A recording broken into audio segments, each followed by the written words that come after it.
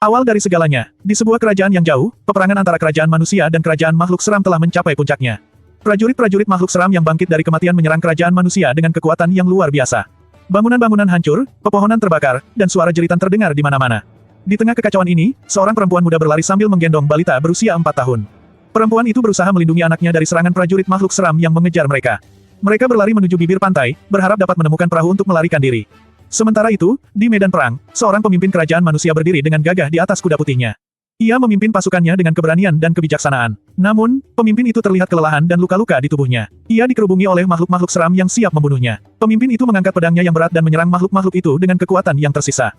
Ia bertarung dengan gigih, tetapi jumlah musuh yang terlalu banyak membuatnya semakin lemah. Tiba-tiba, seorang pemimpin kerajaan makhluk seram muncul di medan perang. Ia memiliki kekuatan yang luar biasa dan kekuasaan yang besar atas kerajaan makhluk seram.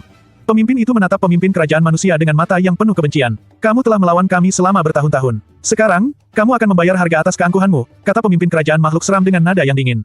Pemimpin kerajaan manusia menatap pemimpin kerajaan makhluk seram dengan mata yang penuh keberanian.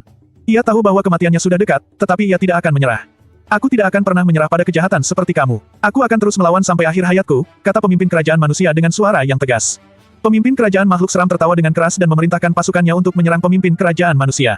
Pemimpin kerajaan manusia bertarung dengan gigih, tetapi akhirnya ia jatuh ke tanah setelah terkena serangan yang berat. Sementara itu, perempuan muda itu telah mendorong perahu kecil ke laut, berharap anaknya dapat selamat. Ia menatap anaknya dengan penuh kasih sayang dan memberikan pesan terakhir sebelum meninggal. Selamatkan dirimu, jangan pernah menyerah. Perahu kecil itu berlayar menjauh dari pantai, membawa anak berusia 4 tahun itu ke arah yang tidak diketahui. Perempuan itu meninggal dengan senyum di wajahnya, yakin bahwa anaknya akan selamat. Di perahu kecil yang semakin menjauh, anak kecil itu menangis melihat daratan yang hancur dan juga orang yang dicintainya telah meninggalkannya.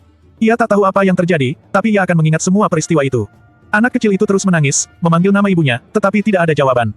Semakin jauh perahu itu berlayar, meninggalkan daratan yang hancur dan sunyi. Anak kecil itu hanya bisa memandang ke laut yang luas, tidak tahu apa yang akan terjadi selanjutnya. Pemimpin kerajaan makhluk seram mendekati perempuan itu, tertawa keras dengan suara yang menggelegar. Ia menatap perempuan itu dengan mata yang penuh kebencian dan berkata dengan nada yang sombong, "Aku adalah Raja Horak yang akan memimpin dunia ini." Kemudian, Raja Horak melihat ke arah perahu kecil yang berlayar menjauh. Ia memperhatikan anak berusia 4 tahun itu dengan tatapan yang aneh, terutama ketika ia melihat mata biru anak itu. Raja Horak merasa ada sesuatu yang tidak biasa tentang anak itu, tetapi ia tidak tahu apa itu.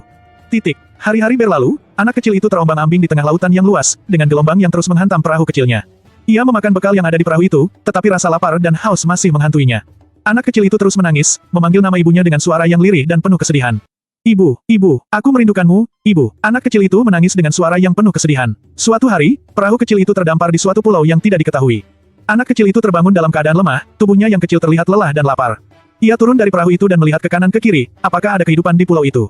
"Di mana aku? Mengapa aku ada di sini?" Anak kecil itu bertanya pada dirinya sendiri, sambil melihat sekeliling dengan mata yang penuh keheranan. Pulau itu terlihat sunyi dan tandus, tidak ada tanda-tanda kehidupan di sekitarnya.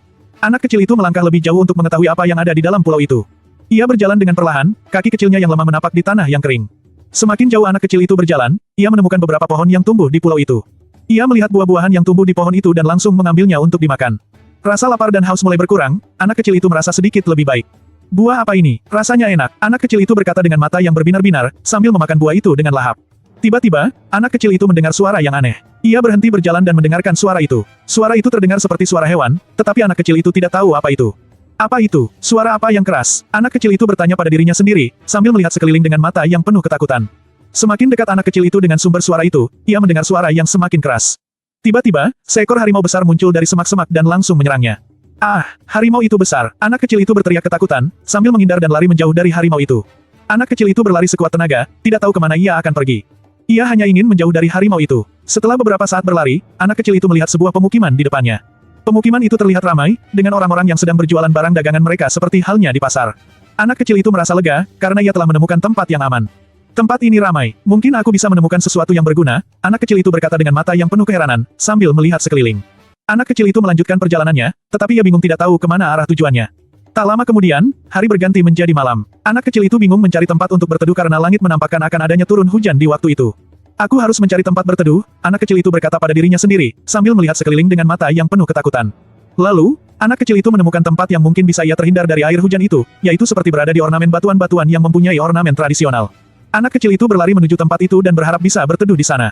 "Tempat ini bagus, aku bisa berteduh di sini," anak kecil itu berkata dengan lega, sambil memasuki tempat itu. Dinginnya malam angin yang berhembus dengan suara derasnya air hujan membuat anak kecil itu menggigil. Ia mengingat kejadian-kejadian sebelumnya tentang kedua orang tuanya yang dibunuh oleh makhluk-makhluk yang kejam. Ia ingat betul-betul tentang wajah pemimpin Raja Kejam yang membunuh kedua orang tua itu. Pemimpin Raja Kejam itu, aku tidak akan pernah melupakan wajahmu, anak kecil itu berkata dengan suara yang lirih, sambil menatap ke dalam kegelapan malam.